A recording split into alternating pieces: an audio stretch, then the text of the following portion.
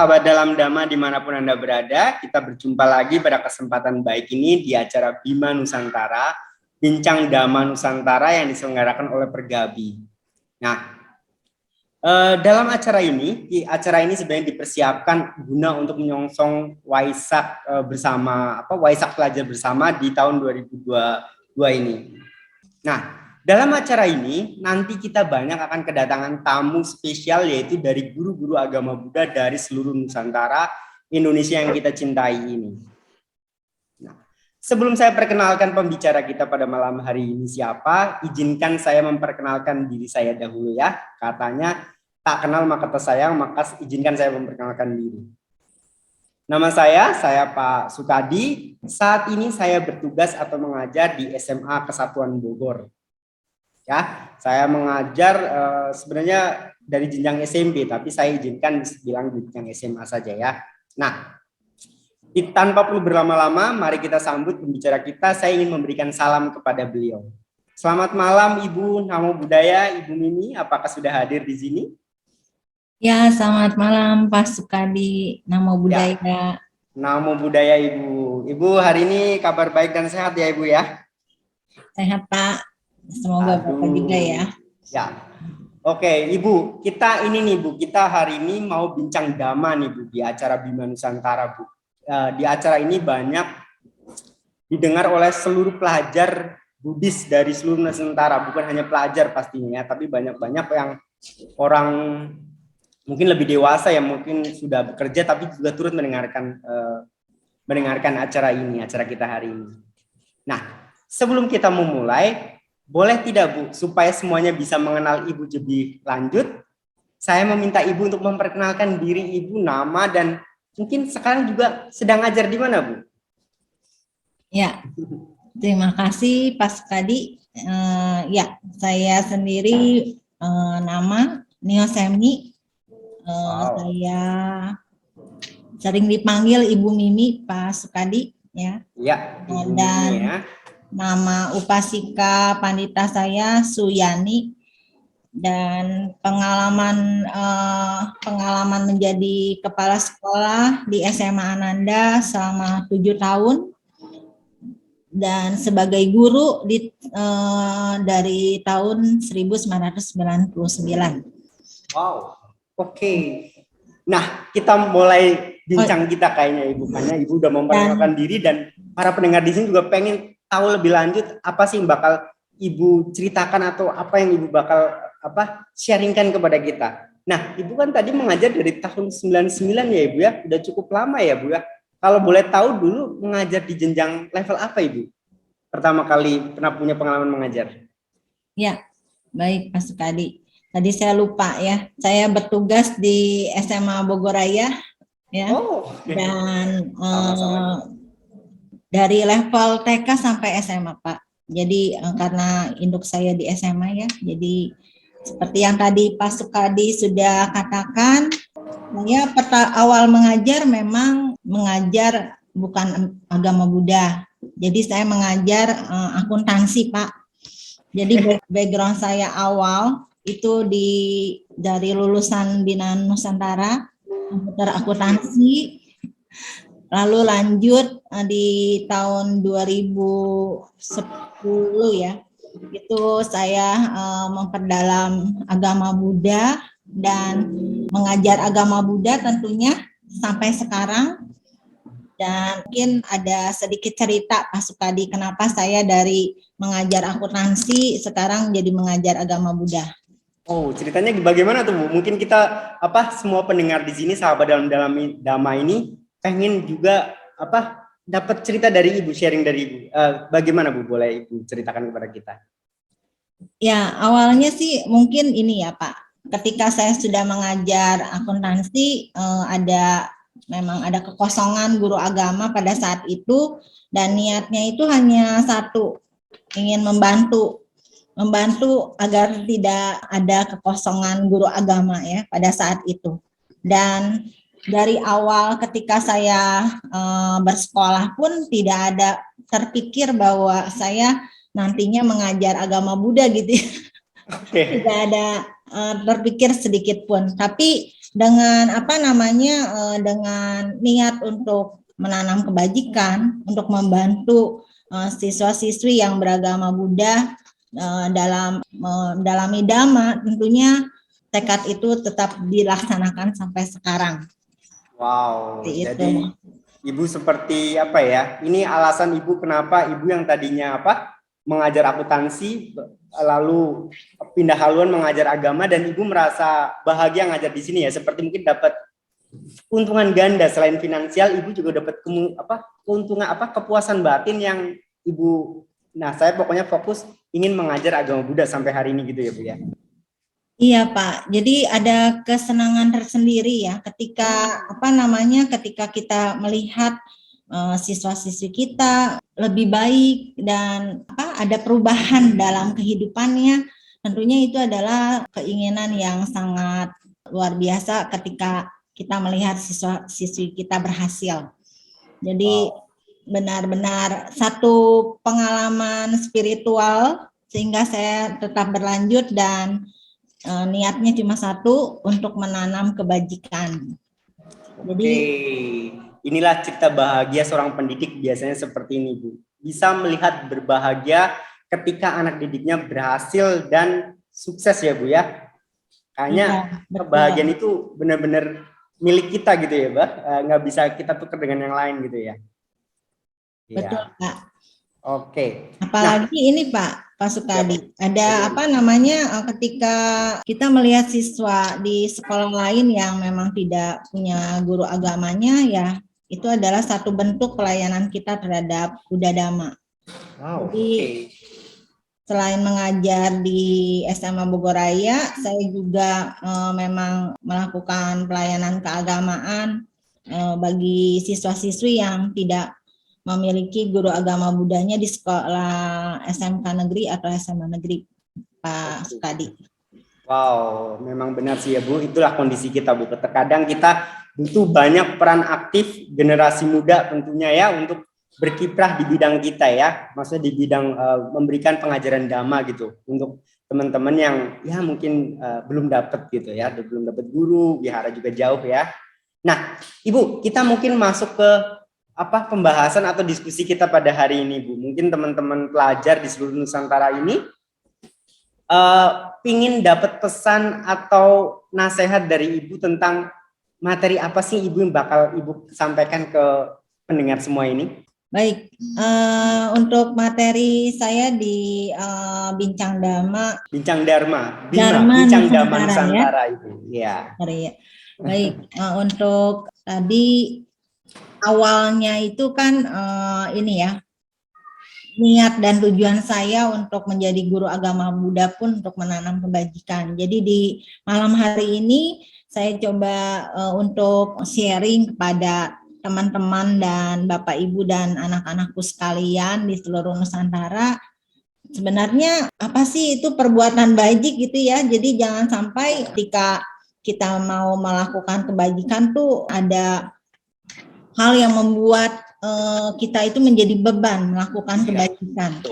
Beban ataupun ragu ya Bu Mimi ya. Iya, jadi kayak misalnya tunggu saya misalnya nanti sudah lulus nanti Bu. Atau misalnya saya akan berbuat kebaikan kepada orang tua saya kalau saya sudah berhasil nanti. Atau banyak sekali hal-hal yang membuat mereka itu seperti terjeda gitu untuk melakukan kebajikan. Apa mungkin mereka juga yang selama ini dilakukan sudah melakukan kebajikan, tapi mungkin dia tidak menyadari bahwa itu perbuatan bajik juga gitu ya. Jadi mungkin hal-hal itu yang mungkin akan saya tegaskan di Bincang Dhamma malam hari ini. Seperti itu Pak Sukadi. Oke Bu, saya jadi teringat sesuatu nih Bu. Ibu berbicara tentang berbuat baik Bu. Katanya di dunia ini ada dua hal yang kita tidak boleh tunda ya Bu ya. Yang pertama itu berbuat baik ya Bu ya. Yang kedua berbakti kepada orang tua. Betul. Jadi ini ya Bu yang mungkin kita harus tanam ke generasi muda hal-hal sederhana dan baik yang sebenarnya mudah dilakukan dan ini ya gampang saja berbuat baik gitu ya. Menolong orang tua itu kan mudah sekali ya Bu ya.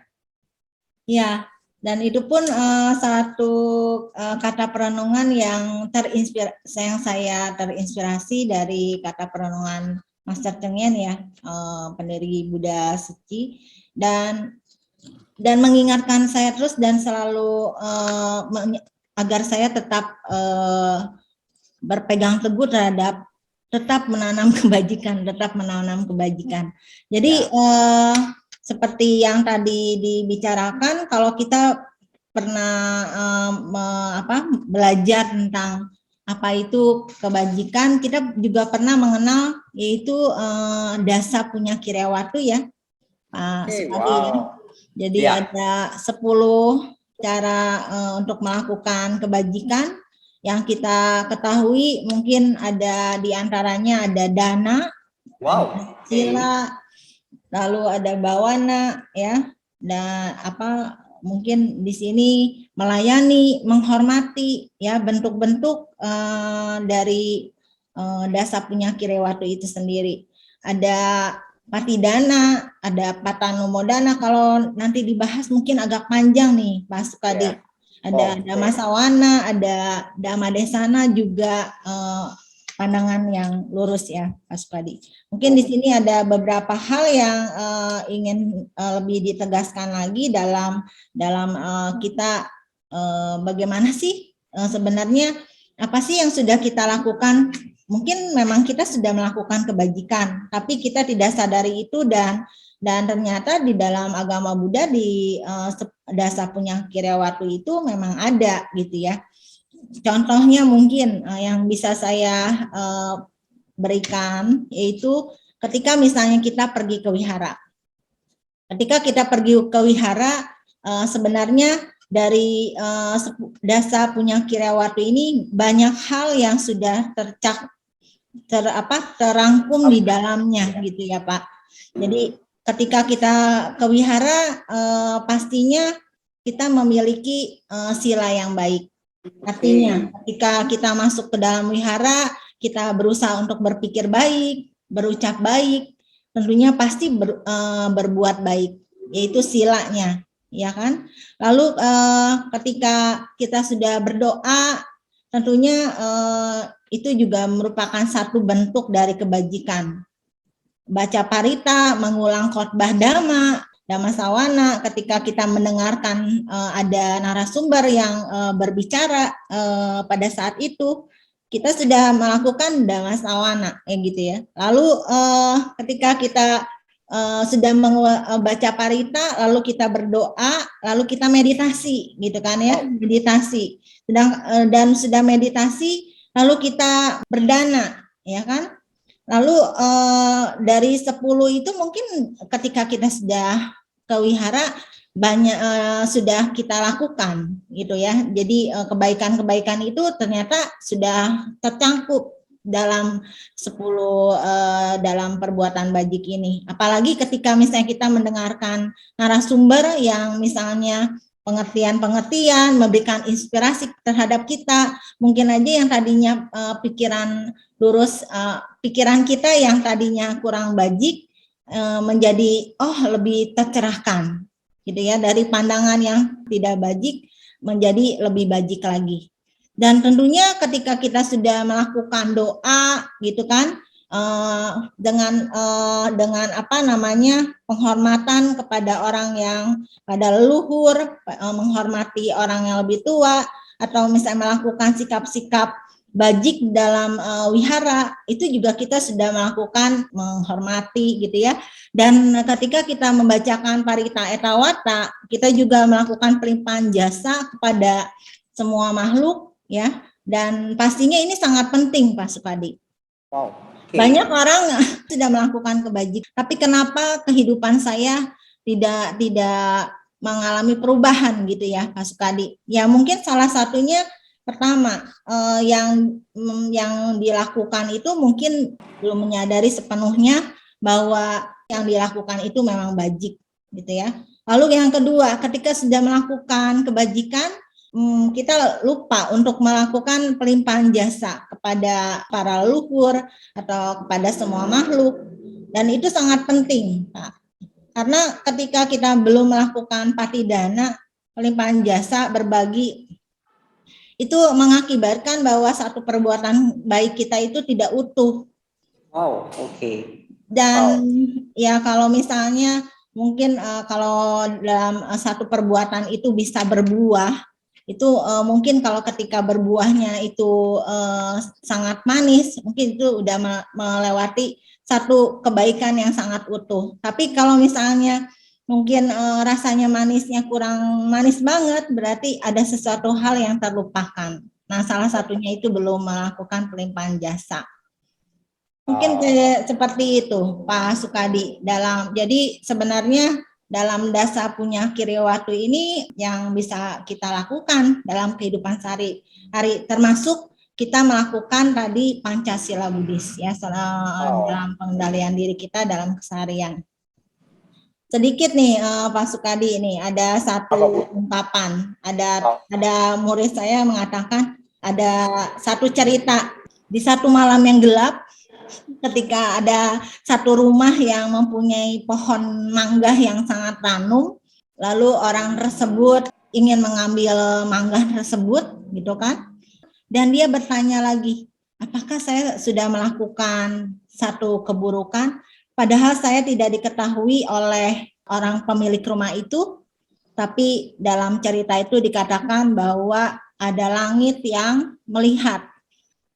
Langit yang melihat, ada diri kita sendiri sebenarnya tahu apa yang kita lakukan betul atau tidak. Maksudnya perbuatan buruk yang tidak diketahui orang lain, tapi diri sendiri tahu dengan perbuatan buruk itu, udah pasti menghasilkan akibat juga. Begitu juga dengan kebajikan. Ketika kita melakukan kebajikan, biasanya kalau kita sudah melakukan kebajikan, kita pengennya dilihat sama misalnya atasan kita, atau misalnya dilihat oleh orang-orang terdekat kita bahwa kita sudah melakukan kebajikan. Kita tidak perlu melihat hal itu, karena kenapa? Terlihat ataupun tidak terlihat orang lain, maka kebajikan itu pasti akan menghasilkan akibat baik juga. Begitu juga dengan sebaliknya dengan keburukan. Itu pun ada dalam kata perenungan Mas Cetengnya ya, Pak Sukadi. Wow, bagaimana Bu kata perenungannya? Suatu kebajikan yang kita lakukan, terlihat ataupun tidak terlihat, pasti kebajikan itu akan menghasilkan akibatnya. Wow. Jadi pastikan bahwa ketika kita sedang melakukan kebajikan, kita nggak perlu ragu kalau kebajikan itu akan menghasilkan akibat. Cuma mungkin Pak Sukadi, banyak orang ketika mau melakukan satu hal itu, saya pinginnya sudah melakukan kebajikan tapi harus akibatnya langsung. Maunya karmanya langsung ya Bu ya, pokoknya dapat hal positif langsung gitu ya. Dapat hal positif langsung. Dan ada satu hal juga murid saya bilang, Bu, kenapa ada orang misalnya dia melakukan keburukan-keburukan tapi dia tidak ketahuan juga, Bu? Iya, kenapa dia melakukan kebaikan-kebaikan tapi kok hidupnya menderita? Jadi dia ragu tentang apa itu yang dia lakukan itu baik, itu dia ragu. Ya mungkin saja orang yang melakukan keburukan itu masih banyak karma baiknya, sehingga dia tidak ketahuan terhadap akibat buruknya. Tapi ketika perbuatan buruknya itu karmanya sudah matang, pasti akan ketahuan juga. Ya. Dan begitu juga dengan kebaikan yang kita sudah lakukan, walaupun belum berbuah sekarang, ya, ketika buah itu matang, pasti akan menimbulkan kebajikan-kebajikan juga. Oke, saya sangat setuju dengan semua yang Ibu Mimi sampaikan di sini ya. Selain kita diajarkan untuk bagaimana cara-cara berbuat baik, ya, pokoknya tadi mungkin kalau peserta didik di sini, kewihara itu salah satu bentuk perbuatan baik yang banyak sekali manfaatnya, benefitnya ya. Jadi dari satu perbuatan baik bisa berkembang ke perbuatan baik lainnya juga. Nah, ada juga cerita tadi Bu Mimi yang bercerita tentang karma kita itu melihat apa yang kita lakukan sendiri gitu ya. Jadi apa ya? Ya karena biasanya kalau di kelas kan diajarkan kita punya sikap iri dan otapa ya Bu ya. Kita bisa malu dan takut dengan perbuatan yang kita lakukan sendiri gitu. Tidak perlu menunggu orang lain untuk kasih hukuman atau kasih reward gitu. Pasti akan diri kita sendiri, karma baik kita, karma buruk kita itu yang berikan punishment dan reward terhadap diri kita ya Bu ya. Wow. Oke. Pak. Ini ceritanya akan berlanjut nih teman-teman ya. Nah, di awal tadi Bu Mimi udah cerita tentang pengalamannya beliau saat pertama kali mengajar. Lalu cerita yang kesan positif atau bukan kesan ya, mungkin cerita kenapa Bu Mimi sampai hari ini yang tadinya beliau itu mengajar akuntansi ya Bu ya tadi ya Bu ya, benar ya? Ya. Akuntansi lalu bermigrasi lah, saya bilang bermigrasi, berpindah haluan ke ngajar agama, dan akhirnya Ibu Mimi jatuh cinta sampai hari ini untuk mengajarkan agama, membebarkan dhamma untuk kita semua. Kalau biasa yang saya suka sebut kebahagiaan semua makhluk, dan kita termasuk makhluk-makhluk bahagia di dalamnya. Nah, oke, Ibu, saya ada pertanyaan lanjutan nih, Bu. Kalau tadi kan kita mungkin yang bahagia-bahagia nih dari Bu Mimi nih. Tapi ada nggak sih Bu Mimi, kan Bu Mimi udah mengajar cukup lama loh, dari tahun 99 tadi ya Bu, katanya ya Bu ya? Iya, betul Pak. Ada nggak Bu pengalaman yang pernah Ibu lewatin, cerita yang kurang begitu mengenakan bagi Ibu, yang hari ini Ibu masih kayaknya ingat dan agak sesali dan mungkin agak sedih malah kali ya? Ada nggak Bu, atau bagaimana? Ya, terima kasih Pak Sukadi.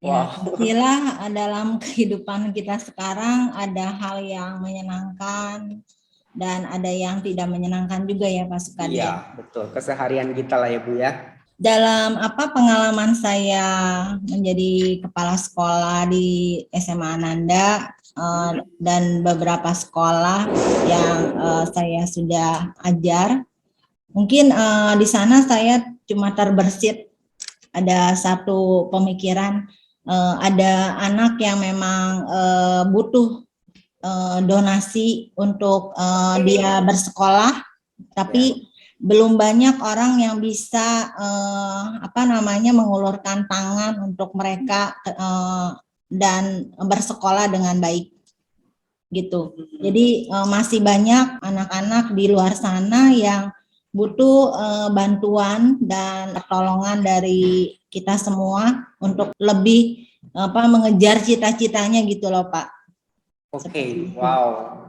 Wah, harusnya cerita Bu Mimi ini bisa menggerakkan hati insan-insan baik di luar sana yang mendengarkan suara ini ya, suara Ibu Mimi ya tepatnya. Semoga bisa tersentuh ya. Memang benar sih ya, di kita ini ya ada orang yang beruntung dan ada orang yang kurang beruntung, yang terkadang ya seperti cerita Bu Mimi ini tadi ya, untuk sekolah yang harusnya menjadi hak dasar mereka, mereka belum bisa dapatkan gitu ya. Semoga banyak bodhisatwa yang mendengarkan suara ini dan bisa digerakkan oleh Bu Mimi. Aduh Pak. Oke, Bu Mimi, obrolan kita berlanjut nih Bu Mimi ya. Tadi kan cerita bahagia sudah, cerita sedih sudah. Nah, mungkin waktu kita juga udah berjalan cukup panjang nih ya. Saya pengen tanya dong Bu Mimi, apa sih, mungkin ini kan sebentar lagi, mungkin tidak lebih dari 20 hari lagi mungkin ada ya Bu ya, kita akan merayakan Waisak ya. Apa sih harapan atau pesan Ibu Mimi mungkin terhadap semua pendengar atau sahabat dalam Dhamma yang mendengarkan suara ini dan pelajar-pelajar Buddhis di seluruh Indonesia? Ibu Mimi ingin sampaikan apa pesan atau harapan kepada mereka Ibu? Silakan Ibu. Ya, terima kasih Pak. Melihat kehidupan dari sebelum menjadi seorang Buddha, Pangeran Siddhartha Bodhisattva ya seperti itu. Saya sendiri sangat kagum dengan Pangeran Siddhartha atau seorang Buddha yang dari perjalanannya pantang menyerah ya Pak Sukadi.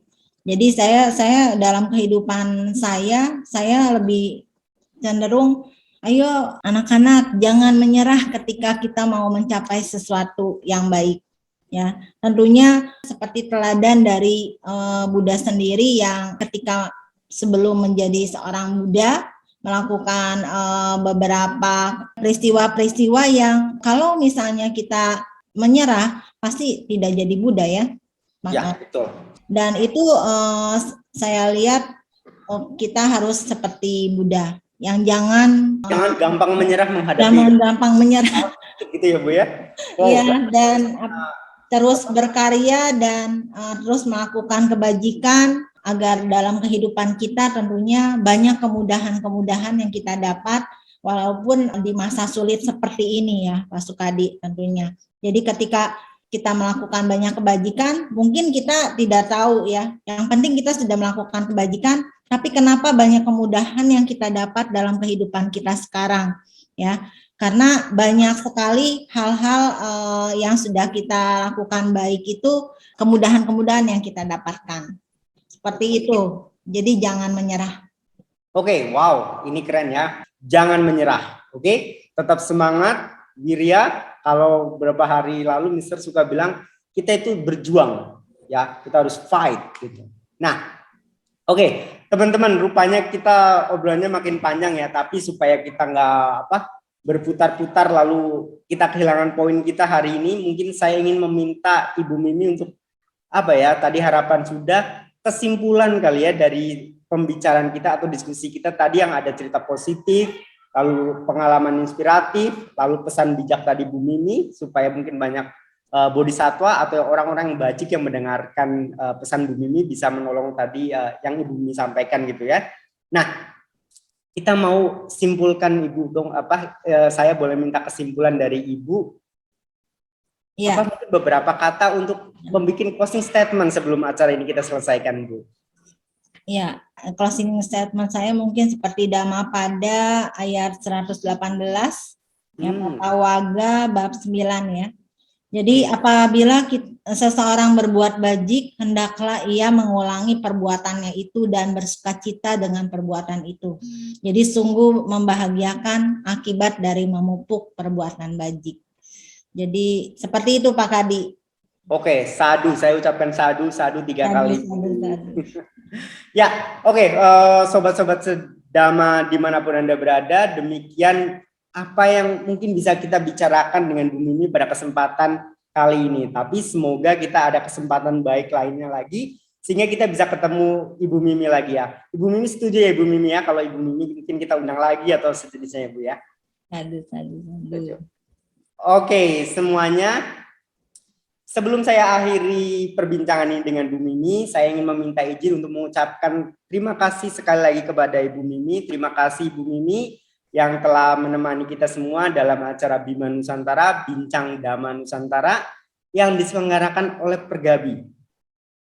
Ya, nah Pergabi atau Organisasi Guru Agama Buddha Indonesia ini dia punya channel yang nantinya saya ingin minta dong teman-teman untuk untuk kunjungi channel ini dan dukung terus program-program kreatifnya, inspiratifnya dalam mengembangkan Buddha Dhamma di Nusantara, di bumi Indonesia yang kita cintai ini.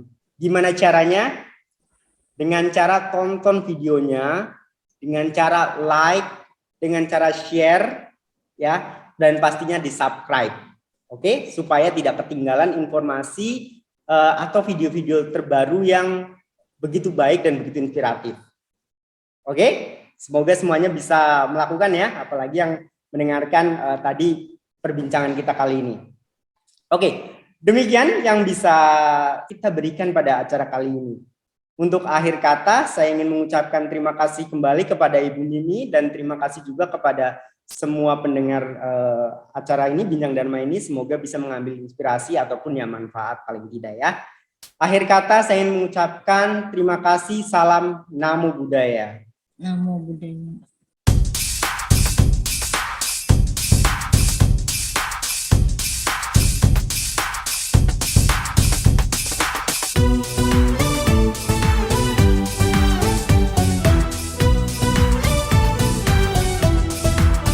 Selamat Hari Waisak, selamat Hari Waisak, selamat Hari Suci Waisak semua. Selamat berbahagia, salam sejahtera, selamat Hari Suci Waisak. Selamat bahagia, damai tentram sentosa, damai bahagia dalam Buddha Dhamma. Selamat Waisak, bersama kita gembira Di hari Trisuci Waisak.